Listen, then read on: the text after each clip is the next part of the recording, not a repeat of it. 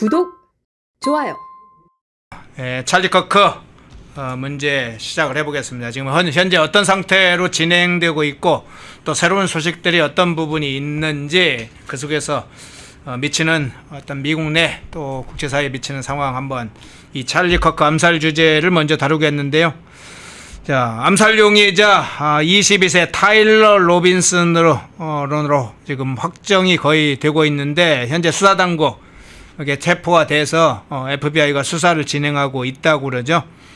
암살 용의자 로빈슨, 그의 부친, 그의 아버지, 가족들의 신고로 체포된 것으로 알려졌는데 실제로 지금 어떤 과정을 통해서 체포되고 지금 수사를 받는 걸로 알려져 있습니까? 그러니까 그 앵커께서 말씀하신 것처럼 가족, 아버지가 이제 신고를 했는데 네. 아버지가 공화당 당원입니다. 그런데 로빈슨에 대해서 뭐라고 얘기를 하냐면 최근 몇 년간 정치적으로 더 민감해졌다. 그냥 완곡하게 표현한 거겠죠. 그러니까 자기가 공화당원으로서 봤을 때 한쪽으로 삐딱하게 보고 있다 그런 얘기를 하는 거고 또 하나는 그 가족들과 대화 중에 뭐라고 얘기하냐면 커크가 유타 밸리대에 온다 그런 얘기를 했다는 겁니다. 그렇기 때문에 이게 영상이 공개가 됐었죠. 영상이 네. 공개됐었는데 이게 보면 현지 시각 오전 8시 29분 정도의 차량 그 현지 시간으로 10일 날 이 사건이 일어났는데 그때 이 로빈슨이 차를 타고 유타 밸리대 거기에 보면 감시 카메라 영상이 있는데 거기에서 도착한 화면이 화면을 이제 수사 당국이 입수를 하고요. 요 관련해서 그 이후에 그 총격을 가한 다음에 달아나는 장면이 이제 공개가 되지 않았습니까? 네. 그런 일련의 상황 속에서 가족이 신고를 했고 그리고 33시간 만에 FBI 쪽에서 그쪽 수사 당국 쪽에서 신병을 확보를 한 겁니다. 그런데 그 일련의 상황을 봤을 때 이 로빈슨이라는 사람이 이른바 찰리 커크나 그다음에 이제 그 트럼프에 대해서 굉장히 좀 한쪽으로 기울어진 얘기를 많이 했다는 거 아닙니까? 그래서 얘기를 들어보면 암살에 사용된 탄피에 반파시스트 이념이 표현한 문구가 들어가 있는데 이 문구를 보면 한 세 가지가 있습니다. 네. 여기서 보면 헤이 파시스트 캐치에서 파시스트 총알을 잡아봐 요 문구가 또 있고요. 또 하나는 여기 보면 오 벨라 제가 스페인어를 몰라서 치오 벨라 치오 뭐 치오 이건데 이게 잘 가요 아름다운 이여. 네. 근데 이게 2차 대전 당시에 이탈리아 저항군들이 파시즘과 나치에 저항하면서 불렀던 반파시스트의 상징 노래라고 합니다. 이 부분이 있고 또 하나는 If you read this, you are gay. 이걸 읽고 있다면 넌 게이다. 이런 내용인 거 본다면 결국은 총알이란 건 어떻게 보면 상대에 대한 증오의 어떤 그 상대방을 절멸시키기 위해서 쓰는 수단인데 그 총알에 그런 것까지 새겨 넣을 정도라고 한다면 대단히 상대에 대한 어떤 적개심이 굉장히 컸다. 그리고 이 탄피에 새겨진 내용들, 이념을 표현하는 문구들을 봤을 때 결국은 이념적인 생각하에서 개인적인 사적 보복을 넘어서 이념적으로 사실상 이 찰리 커크를 죽이기 위해서 했던 굉장히 예전부터 차국적 생각이 어떻게 본다면 단순한 우발적인 사건이 아니라는 걸 증명해주는 어떤 증거가 되지 않을까 싶습니다. 예. 찰리 커크를 파시스트로 본 거네요. 제가 지금 총알에 저런 문구를 써놨다고 하는 건 그런 것 충분히 해석이 가능하네요. 네. 그러니까 결국은 뭐냐면 그 미국 내에 있어서 이른바 저는 이 문제를 바라볼 때 국내도 그렇고 미국 사회도 보고 한 사람에 대한 규정을 극우주의자다, 파시스트다 이런 말들을 너무나 쉽게 하는 겁니다. 그러니까 본인의 생각이 다르면 다 극우가 아니잖아요. 그런데 이게 그 사람이 말하는 것 중에서 어떤 부분이 논리적으로 문제가 있는지 그리고 내가 볼 때 그 사람과의 생각이 어떤 면에서 다른지 서로 토론을 해야 되거든요. 찰리 커크가 대단한 게 이 사람이 미국에 있는 대학들은 대부분 다니면서 토론을 했다고 합니다. 그래서 우리가 흔히 이런 표현을 쓰지 않습니까? 도장 깨기를 했다. 근데 이 사람이 다른 사람에 비해서 일방적으로 자기의 생각을 다 쏟아내고 사실상 이제 우격다짐으로 하는 토론이 아니라 상대방한테 나를 이겨봐라, 나를 증명해봐라, 내가 충분히 이해를 당신 얘기를 경청할 테니까 당신이 한번 얘기를 듣고 그 다음에 내가 얘기하겠다. 그런 식으로 상대방의 어떤 얘기를 충분히 듣고 나서 본인의 얘기를 했다는 겁니다. 그런데 이 사람이 주장하는 얘기 중에서 뭐 불법 이민 문제나 아니면 PC라고 해가지고 굉장히 도덕적 올바름, 이 용어 자체는 굉장히 좋은 것 같지만 사실상 차별을 금지한다고 하면서 도리어 역차별을 자행하는 것들에 대해서 미국 사회가 이런 부분에 대해서 굉장히 반발이 있습니다. 사실 트럼프가 대통령이 두 번째 되는 데 있어서 이 PC, 정치적 올바름에 대한 어떤 반격, 백리시라는 어떤 그런 분석도 나오고 있지 않습니까? 그런데 이 사람이 얘기하는 어떻게 보면 보수의 가치 중에서 가족과 그리고 또 불법 이민자에 대한 본인들의 생각, 그리고 정치적 올바른 PC에 대한 본인들의 생각이 일종의 예전에는 그 트럼프가 1기 때 두 번째 재선에서 지고 났을 때 보수주의가 굉장히 침울해 있었다는 거죠. 그때 찰리 커크라는 인물이 이념적으로 보수주의자가 문제가 있는 게 아니다. 그러니까 하나하나 가족의 가치와 그다음에 우리가 주장하는 게 PC주의에 의해서 굉장히 어떻게 본다면 왜곡되고 그리고 뭔가 이견을 제시하면 그러니까 지금 대한민국의 상황과 똑같습니다. 우리가 민주주의를 얘기하고 중국에 대해서 북한에 대해서 문제 제기를 하고 이재명에 대해서 정부가 잘못하고 있다고 하면 요즘은 이견을 제시하면 다 내란 세력이고 극우 세력 아닙니까? 이런 식에 있어서 그러니까 본인이 극우가 아니고 당연히 어떻게 보면 할 말을 할 수 있다는 정석적인 얘기를 함에도 불구하고 일종의 프레임, 그러니까 미국의 주류 언론이라고 할 수 있는 뉴욕타임즈나 CNN에서 끊임없이 극우 프레임을 라벨을 붙였거든요. 그런데 이 사람의 어떻게 보면 역설적으로 죽음으로써 이런 상황 속에서 그러니까 이 사람이 얘기했던 것들이 진정성이 더 많은 사람들로 하여금 공감을 일으키고 있는 상황이고요. 결국은 그쪽은 이쪽에 대해서 찰리 커크에 대해서 극우라고 규정을 했지만 본인이 어떻게 보면 그 다양한 얘기를 받아들이지 못한 거 아닙니까? 결국 죽음으로써 암살을 통해서 상대방을 입틀막하려고 하는 이런 시도에 대해서 미국 사회 그리고 전 세계적으로 찰리 커크를 추모하면서 이 사람의 어떤 가치, 이 사람이 얘기했던 게 무엇인지에 대해서 좀 차분하게 많은 사람들이 공감하고 있는 거 아닌가 싶습니다. 예. 자, 조금 다른 차원의 문제 한번 짚어볼게요. 이게 로빈슨의 개인 범행인지 여부도 주목되고 있습니다. 현재까지는 공범이 확인된 건 아닙니다. 다만 이제 엊그제 FBI가 2명의 관련자들을 추가로 수사를 하고 있다. 뭐 이런 얘기까지는 나왔는데 아직 구체적인 상황은 없습니다. 당시에 다만 영상에서 사인을 주고받은 의문의 인물들도 제기가 됐고 다른 의혹들도 지금 제기가 되고 있는데 일단 영상을 한번 먼저 보고 오겠습니다.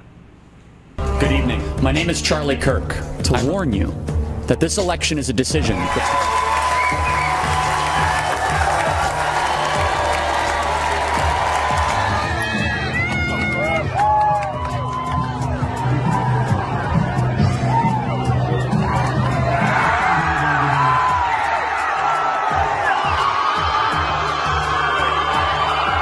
Appreciate it, and we're going to be here for a couple hours. And then as the guy said shooting or shooters or something like that, you just hear the gunshot and 예.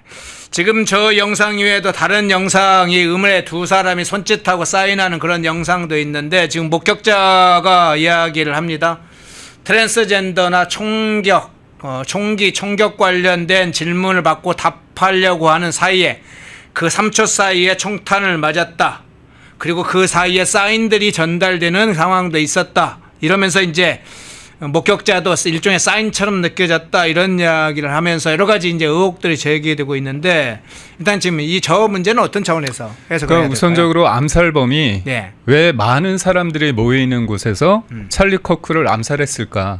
그거는 강력한 시그널입니다. 그러니까 본인들이 볼 때 극우라고 파시스트라고 규정을 한 거잖아요. 예. 이 사람들이 대중 연설을 하는데 응징을 하는 거죠. 사람들한테 강력한 시그널을 보냅니다.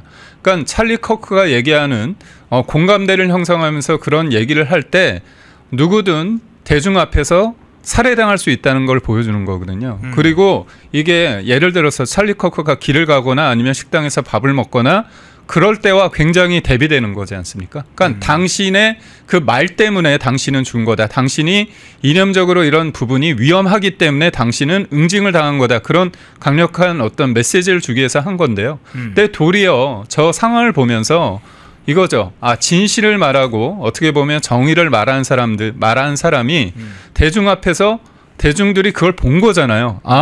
이견을 제시하고 올바른 얘기를 했고 그리고 미국 사회에서의 어떤 가족의 가치와 그다음에 기독교 정신에 대해서 얘기하고 불법 이민자에 대해서 얘기하고 PC 정치적 올바름의 그런 부작용에 대해서 얘기하는데도 불구하고 이런 얘기조차 말을 못하게 입틀막을 하는구나. 단순히 입막을 한 게 아니라 살해를 함으로써 암살을 함으로써 그 사람의 존재 가치를 지워버리는구나. 그런 생각을 하게끔 할 수 있기 때문에 저는 상대방은 대중이 많이 모인 상황 속에서 공포심을 유발함으로써 입틀막을 한다고 했지만 저는 역설적으로 많은 사람들이 이 장면을 보지 않았습니까? 네. 그렇다면 이 찰리 커크라는 사람은 살아 있으면서 본인이 여러 가지 어떤 굉장한 중요한 역할을 저는 할 수 있다고 봅니다. 그래서 트럼프 다음에 이제 공화당 쪽에서 우파 진영 쪽에서 강력한 다음 후보자는 J.D. 벤슨이라는 얘기가 있는데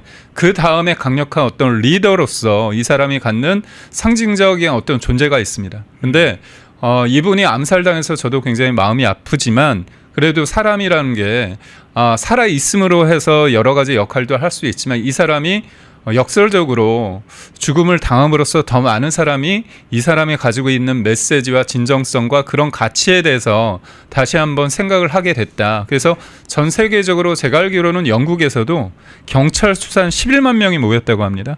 경찰 수산 11만 명이면 굉장히 보수적으로 봐서 기본적으로 한 수십만 명이 모였다고 하지 그렇죠. 않습니까? 네. 근데 그런 것을 또 극우다. 그다음에 또 반이민시 뭐 이런 식으로 그러니까 이게 뭐냐면 네. 생각해 보시죠. 어떤 사람이 어떤 주장을 하는데 극우인데 경찰 추산 11만 명이 모입니까? 그리고 우리가 아까 봤을 때 유타에 그 많은 사람들이 모였잖아요. 그 사람이 어떤 얘기를 한지 듣고 싶은 겁니다. 그러니까 왜 제가 이 얘기를 하냐면 사람들은 어떤 사람의 낙인 효과가 있습니다. 극우 내란 이런 얘기를 들으면 위축이 됩니다. 그래서 그거에 대해서 충분히 하나하나 얘기를 하면 나는 극우도 아니고 내란이 아닌데도 불구하고 일종의 이게 프레이밍이죠. 어떤 사람이 나를 극우라고 얘기하는 순간 내가 극우가 아니라고 얘기를 하잖아요. 그렇다면 그 단어와 프레임 안에서 제가 얘기를 하다 보니까 결국 장황하게 설명하게 되고 저는 극우가 됩니다. 그래서 프레임 싸움을 하기 위해서는 내가 극우냐 그러면 너가 더 극우다 아니면 너희가 내란이다 이런 식으로 치고 받고 싸워야 되는데 일반 사람들이 하긴 쉽지 않거든요. 그런데 이 찰리 커크라는 사람들은 이 찰리 커크라는 인물은 그런 어떤 극우라는 프레임 그리고 불법 이민 단속이라는 것들이 어떻게 보면 법을 지키지 않은 거잖아요. 당연히 해야 됨에도 불구하고 민주당이 이제까지 만들어 놓은 이민자를 보호해야 되는 거 아니냐. 그렇게 얘기하면 좀 매몰차다. 너희가 극단적이란 사람이다.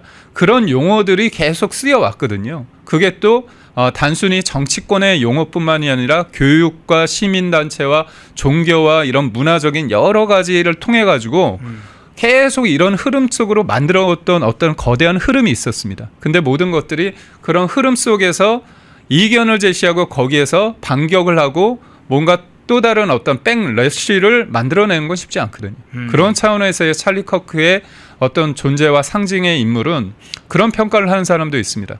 트럼프가 이번에 제기를 하는 데 있어서 단순히 어떤 뭐 지지 연설을 했다 그런 차원이 아니라 특히나 20, 30대, 10대, 20대, 30대의 젊은 층들이 보수의 가치가 무엇인지 그리고 불법 이민 단속과 기독교 정신이 무엇인지를 알게 되는 어떤 일종의 플랫폼을 찰리 커크가 만들어졌다는 의미에 있어서 찰리 커크의 어떤 상징성은 대단히 크다 이렇게 볼 수 있습니다. 예. 자, 한국 언론들의 보도와 관련해서 문제를 한번 좀 살펴보겠습니다. 특히 이제 크리스토퍼 랜도우 지금 방 안에 있죠. 미 국무부 부장관이 11일에 이런 발표를 한 적이 있습니다. 이번 암살 사건과 관련해 폭력 징후를 미화하는 외국인은 우리나라에 환영받는 방문객이 아니라는 점을 강조하고 싶다. 영사관 직원들에게 적절한 조치를 취할 것을 지시했다고 밝힌 바 있습니다. 미 국무부 부장관의 이야기예요. 커크에 대해서 어떻게 지금 하는지를 한번 살펴보겠다 이런 거죠. 예, 하루님 고맙습니다. 자, 치치님 고맙습니다. 그런데 자, 이미지 한번 띄워주시겠습니까? 찰리 커크 관련해서 극우라고 보도했다가 보수로 이름을 바꾸는 자, 저 한 방송사입니다. 정확히 SBS 방송사예요. 저건 한국 정부가 교회를 탄압 미국 극우 찰리 커크라고 했다가 자 바꿨어요. 뭐라고요? 미국 보수로 극우를 보수로 바꿨어요. 자, 저 바뀌는 장면이 나옵니다. 자, MBC로 한번 가볼까요? 자, MBC도 한국 찾은 미 극우 교회 탄압 트럼프 전달차에서 미 극우라고 극우를 미국 한국 찾은 미 극우 저게 누구냐면 찰리 커크 이야기입니다. 그런데 자, MBC 그 후의 기사에는 극우 창립자 커크가 아니라 트럼프 지지단체 창립자 커크 이렇게 나왔어요. 그러니까 이 미 국무부 부장관의 이 발언 이후에 SBS와 MBC 보도들 수정되는 장면들을 보고 계신데요. 자, 실제로 이 장면과 함께 미국의 입국이 금지되면, 즉 비자가 취소되면 발생하는 불이익들이 어떤 것들이 있는지 이런 것도 주목되고 있어요. 어떻게 보시나요? 그럼 사실 대한민국의 언론의 수준을 보여주는 겁니다.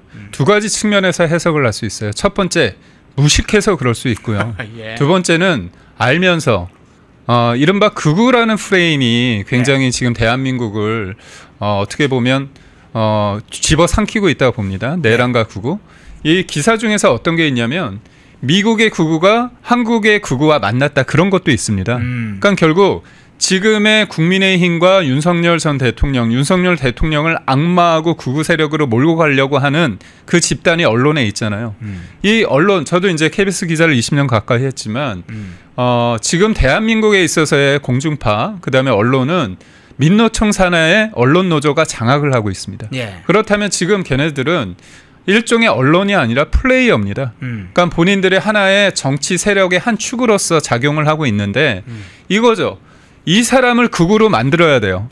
그러니까 찰리 커크를 극우로 만들어야지만 이 사람이 와가지고 대한민국에서 사람들 만났을 때 어떤 프레임이 가능하냐. 왜냐? 국민의힘이나 아니면 다른 사람들을 극우라고 계속 해왔잖아요. 내란 세력이라고 만났는데 미국에서 트럼프와 굉장히 친하고 제이디 벤스하고 형제처럼 지내는 사람이 왔어요. 그렇다면 그건 뭐죠? 미국의 주류입니다. 미국의 주류인데 자꾸 언론에서 어떻게 만드느냐? 극우다, 마가, 옹호자다, 뭐 이런 식으로 폄훼를 하는 거죠. 그래서 이 언론의 이 장난, 언론 플레이가 어떻게 진짜 극단화됐냐면 찰리 커크에 대해서 본인들이 말한 것처럼 이게 극우가 아닌데도 불구하고 극우로 라벨링을 해가지고 만들어 놓고 미국이 얘기하니까 속된 말로 쫄아가지고 보수 농객 아니면 뭐 창립자 이런 식으로 물타기 하는 거 아닙니까? 그렇다면 언론이 비겁한 거죠. 그러니까 첫 번째로 뭐냐면 본인들의 의도가 충분히 있었습니까? 그러니까 저는 기사 제목 중에서 미국 극우하고 대한민국의 극우가 만났다. 그러니까 극우가 저는 이거예요. 그러니까 우리가 언론과 싸우고 민주당과 싸우고 이재명과 싸우기 위해서 이 극우라는 프레임, 내란이라는 프레임에 대해서 우리가 할 말을 해야 됩니다. 왜 우리가 국민의힘의 전당대회에서 장동혁 후보를 대표로 뽑았습니까? 비겁하지 않고 극우가 뭔지 그리고 또 내란이 뭔지를 맞서 싸운 겁니다. 그럼 우리가 거리에서 그리고 광장에서 대한민국을 올바로 가기 위해 가지고 우리가 제2의 홍콩이 되면 안 되고 그리고 무도한 민주당이 30번 가까운 탄핵을 통해서 국가를 사실상 무력한 거 그거에 대해서 싸울 수 있는 거잖아요. 네. 그러니까 그런 것들을 내란과 극우 프레임으로 했는데 언론 입장에서는 MBC 같은 경우는 끊임없이 이 극우 프레임을 하는데 마침 찰리 커크가 오니까 이쪽도 극우다. 이런 식으로 카테고리화하는 겁니다. 이게 있고요. 두 번째는 MBC나 언론노조 산하에 있는 사람들은 의도가 충분히 있습니다. 근데 대다수의 언론은 무식해요. 여기서 무식하다는 게 제가 그분들을 폄훼하는 게 아니라 외신 기자, 국제 기사가 어떤 식으로 생산되느냐 현장에 가서 취재하는 게 아니라 CNN과 뉴욕타임스, 미국의 주류 언론이라고 하는 레가시 미디어가 상정하는 트럼프와 상정하는 찰리 커크에 대해서 그대로 무비판적으로 차용하는 겁니다. 그래서 한쪽이 그거라고 딱 쓰잖아요. 그럼 다 그거가 되는 겁니다. 그러니까 언론이 왜 이렇게 많이 써야 됩니까? 다 베껴쓰기 하는데. 그래서 제가 볼 때는 민주노총 산하에 민노총 산하의 언론 노조가 장악한 쪽에서는 의도가 다분하다. 네. 사실상 극우와 내란 프레임을 강화하기 위해서 찰리 커크가 무슨 얘기를 한들 중요치 않습니다. 극우 프레임으로 잡아서 공격을 하고요. 또 하나는 무식하다. 진짜 노력하지 않고 이런 언론들을, 그러니까 둘 다 언론이 바뀌어야 된다고 봅니다. 예. 좀 현안이 좀 많아서 찰리 커크 좀 관련된 사항을 좀 압축해서 진행을 해봤습니다. 원전건설 문제로 한번 좀 넘어가 보겠습니다. 앞서 오프닝 멘트 때 좀 원전건설 문제 이야기를 했는데 이 원전건설 문제는 중대 사안이니까 한번 좀 우리 김경영 대변인하고 한번 이야기를 좀 잠깐 할게요.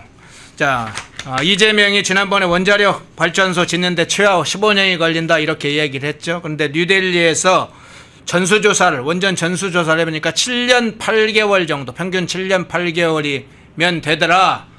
이런 결과가 나왔습니다.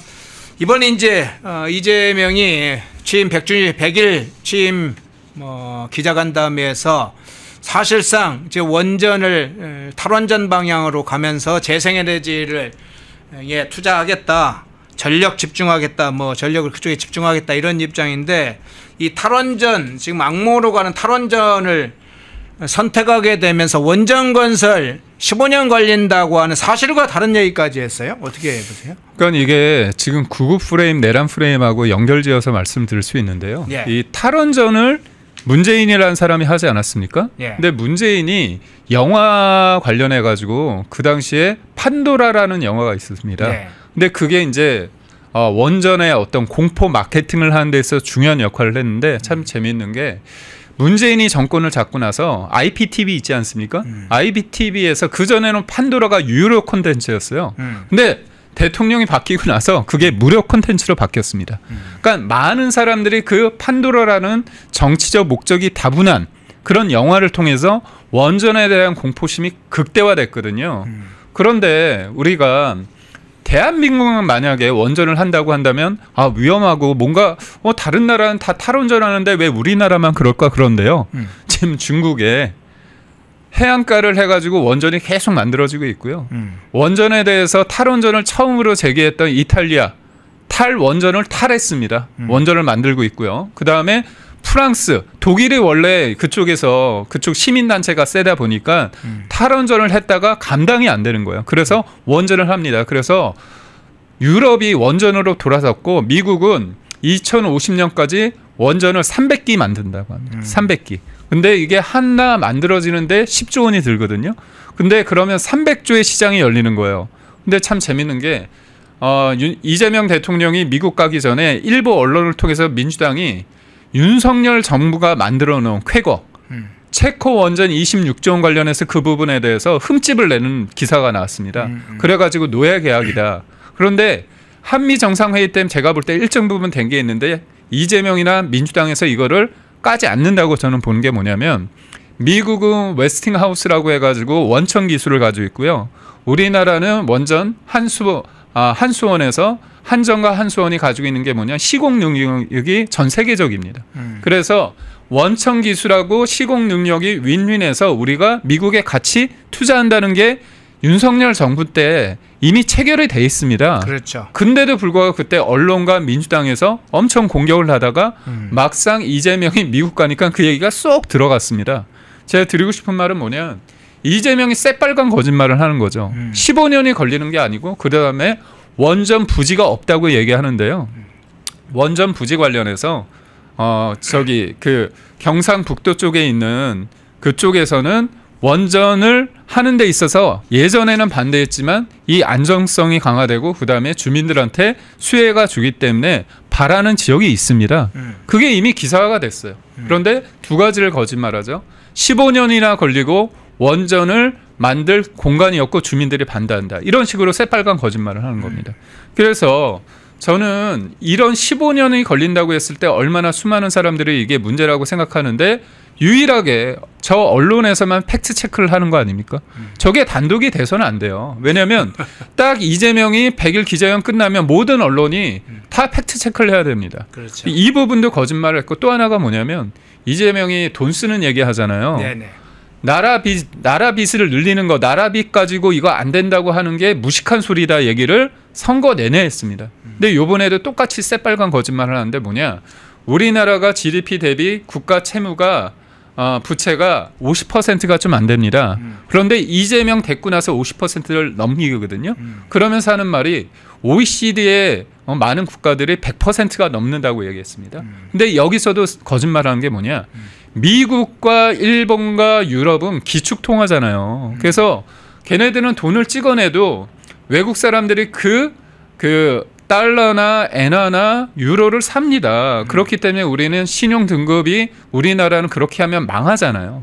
근데 그런 얘기는 쏙 빼놓고 거짓말을 하는 거죠. 그래서 원전 관련해서도 지금 이재명이 너무 거짓말을 하는 게 선거 때는 그렇게 얘기했습니다. 탈원전이 아니고 자기들은 감원전이다. 그러니까 감원전은 뭐냐면 사실상 탈원전과 똑같습니다. 지금 기존에 있는 원전은 활용을 하다가 추가로 원전은 짓지 않는다는 겁니다. 그러니까 이게 얼마나 황당하냐면 요번에 환경부에서 이름을 바꿉니다.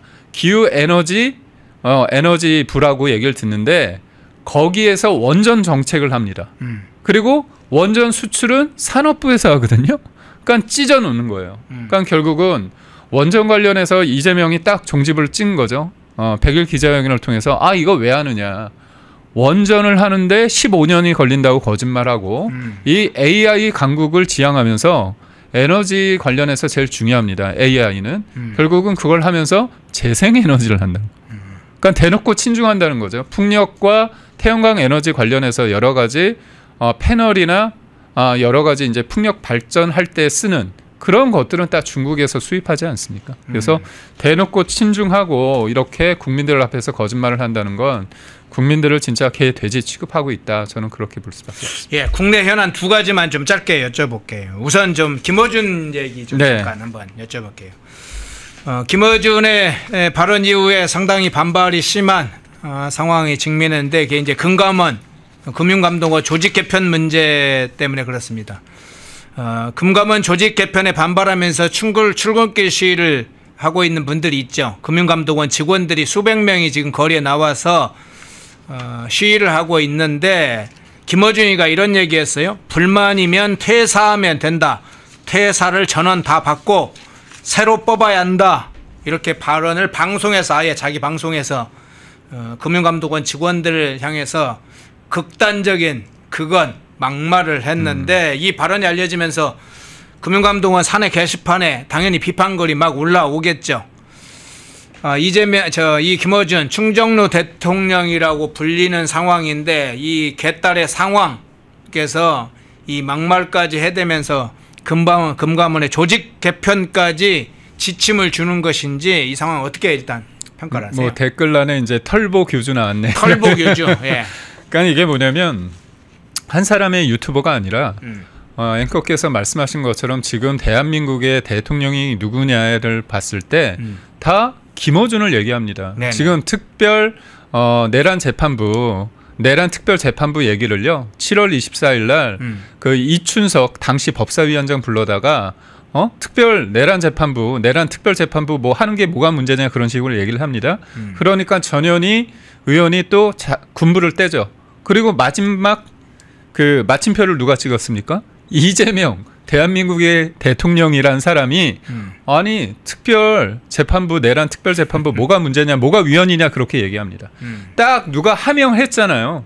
그렇게 가고 있습니다. 근데 저는 김어준 씨한테 참 얘기를 하고 싶은 게 금감원 직원들 입장에서는 여러 가지 조직 개편에 있어서 반대할 수 있잖아요. 예. 평화적으로 하는 겁니다. 출근 시간에 파업을 하는 것도 아니고 출근 시간에 저렇게 검은 옷을 입고 입장을 내는 겁니다. 그런데 그거에 대해서 저 사람들 요번에 싹 다 그냥 사표 받아서 바꿔버리겠다는 거잖아요. 첫 번째 저런 얘기를 한다면 폭력적인 얘기를 한다는 거. 그러면 민노총 사람들이 파업하고 사업장을 점검하고 그리고 다른 사람들이 일하는 걸 방해하는 거 그런 거는 어떻습니까? 그거는 아름다운 건가요? 네. 아니, 아름다운 장면이라고 미워하겠죠. 그렇죠. 네. 본인들의 어떤 생존권이다 그러면서 대기업들을 악마하겠죠. 그렇다면 금감원에 있는 사람들이 저렇게 하는 것들은 아니라는 거죠. 그래서 어떤 것들에 대해서 일관성도 없습니다. 최소한에. 그리고 본인이 뭔데 그러니까 저는 이 겸손은 힘들다 저쪽에 유튜브에 나간 사람들이 일반 평론가들이 아니지 않습니까? 국회의원들이 법을 만드는 국회의원들이 나가고 대통령실 비서실장이라는 사람이 나가고 대변인이 나가고 정책에 다 관여하는 사람들이 나가는 겁니다. 그렇다면 김어준이 한두 마디 툭툭 던지는 이 말이 법으로 정책으로 우리를 삶을 옥죄할 수 있는 거죠. 아니 진짜 상식적으로 생각했을 때 재판부가 있는데 재판부가 말을 듣지 않아. 그래가지고 우리 입맛대로 재판부를 만들겠다. 이 발상이 얼마나 야만적이고 폭력적인가요? 이거는 헌정을 유린하고요. 법치를 어떻게 보면 진짜 깔아뭉개는 이게 바로 내란입니다. 진짜 내란을 벌이고 있는데 저는 그런 생각을 하더라도 입 밖에 내기 되게 힘들 것 같았는데 입 밖에 내는데 심지어 단체로 이걸 얘기하고 있습니다. 그래서 대한민국에 대해서 지금 이재명과 민주당, 김어준 포함해서 이 사람들이 얼마나 개딸을 중심적으로, 그러니까 개딸들을 일정 부분 그러니까 정신적 흥분 상태를 유지하기 위해서 계속 강한 얘기를 하는 거거든요. 그러니까 결국 국민을 위한 게 아니라 오로지 개딸을 위한 대한민국이 되고 있다 이렇게 볼 수 있습니다. 예. 이제는 충정로 대통령까지 불리고 있으니 참 김어준이가 상당히 급은 많이 올라가긴 올라갔네요. 자 마지막 주제 이거 질문으로 한번 마지막 질문을 하겠습니다. 자 최교진 교육부 장관 결국 임명이 됐습니다. 지금까지 나왔던 이 장관 후보자들 중에 이만큼 사실은 비위나 막말이 많은 사람이 있을까 의문이 들 정도인데 이 강선우 지난번 교육부 장관 후보자 낙마가 준 뭐 일종의 풍선 효과인가 파급 효과인가요? 그 뜨거 했나요? 자 음주운전 전력부터 논문 표절, 여학생 폭력, 친북적 발언 막말까지 막 아주 백과사전인데 불법 및 반인륜 백과사전이라고 해야 되겠죠. 최교진의 임명 결국 이재명이 강행을 했습니다. 어떤 차원에서 평가하십니까? 그러니까 사실 그 공직이란 자리, 네. 국무위원이란 자리가 국민을 위해서 봉사하는 자리지 않습니까? 네. 근데 이재명 본인이 사실 도덕적 기준이 저 바닥에 있기 때문에 도덕적 기준으로서 따진다면 그 밥에 그 나물이고 가재는 개편이기 때문에 끼리끼리 유유상종이란 말을 할 수밖에 없고 저는 김민석도 그렇고 최교진도 그렇고 이재명한테 밥을 사야 됩니다. 왜냐 당신이 그렇게 네. 눈을 베려놔가지고 그러니까 사실 저희 국민들 입장에서는 얼척이 없는 거잖아요. 황당하지 않습니까? 정과사범의 공직선거법 허위사실 공표죄 관련해서도 유죄취지 파기환송이라 이건 유죄 판단이잖아요. 네. 그리고 8개 사건에 12개 혐의로 5개 재판을 받고 있는 사람이 대통령이 되다 보니까 강호의 도가 무너졌죠. 아니 정과가 있어야지 여기에서는 제가 볼 때 장관이라도 할 수 있는 것 같습니다.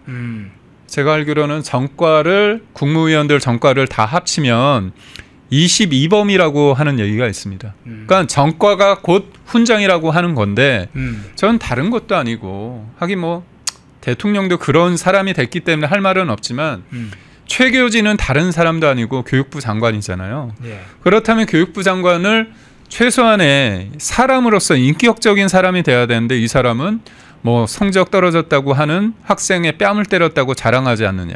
그리고 또 입시비를 했던 조국에 대해서 옹호하고 검찰에 칼춤이라고 비판을 하지 않나. 그리고 심지어 북한에 대해서 어떤 얘기를 하냐면 미국이 없으면 우리나라가 사회주의 모범 국가가 될 수 있었다는 글을 공유하기도 했습니다. 예. 그러니까 친북적이고 그다음에 한쪽으로 쏠린 이념적으로 문제가 있는 사람인데 저는 이재명이라는 사람이 참 무섭고 잔인하고 집요한 게 뭐냐면 국민들이 이렇게 해서 누구나 싫어하잖아요. 이 정도 되면. 근데 이 사람을 왜 거기에 꽂았냐 알박기 했냐.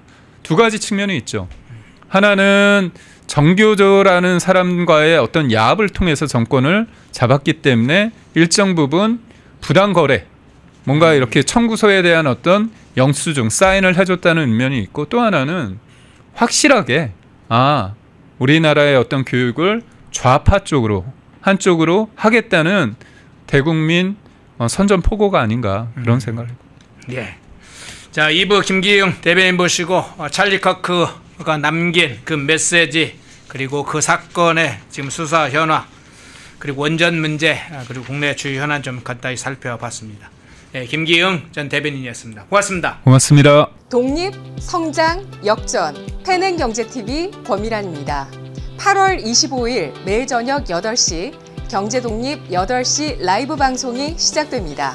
대형주 블루칩 발굴 전문가 이정호 멘토, 테마 선점 전문가 이주호 멘토, 글로벌 자산 배분 투자 전문가 문서진 멘토, 삼박자 매매 월드바겐헌트 송동현 멘토, 실전 초고수들과 함께 만들겠습니다. 여러분의 투자 라이프를 180도 바꿔줄 경제 라이브, 경제독립 8시, 매일 밤 8시에 뵙겠습니다. 펜앤마이크와 광동이 함께 준비한 초저분자 콜라겐으로 피부 속까지 촘촘하게 관리하세요. 하루 두 알로 피부 보습, 탄력 개선, 체내 흡수에 용이한 저분자 PC 콜라겐, 부원료 또한 탄탄하게. 펜앤마이크 TV 단독 할인 1개월분 한 박스에 13,000원, 3개월분 3박스에 30,000원. 펜앤마이크 구독자 전용 댓글 상단 할인 링크에서 구매 가능합니다. 전화 문의는 1661-6915, 전화 문의는 1661-6915. 펜앤마이크와 광동이 함께 준비한 머리부터 발끝까지 모든 순간 풍성하게 광동 효모 비오틴, 하루 한 번으로 가득 채우는 에너지. 600mg 맥주 효모 함유, 목 넘김 좋은 알약 타입. 펜앤마이크 TV 단독 할인 1개월분 한 박스에 15,000원, 3개월분 3박스에 35,000원. 펜앤마이크 구독자 전용 댓글 상단 할인 링크에서 구매 가능합니다. 전화 문의는 1661-6915, 전화 문의는 1661-6915. 펜앤마이크에서 추천하는 영상도 보고 가세요. 다른 영상도 즐기시려면 구독 버튼을 꼭 눌러주세요.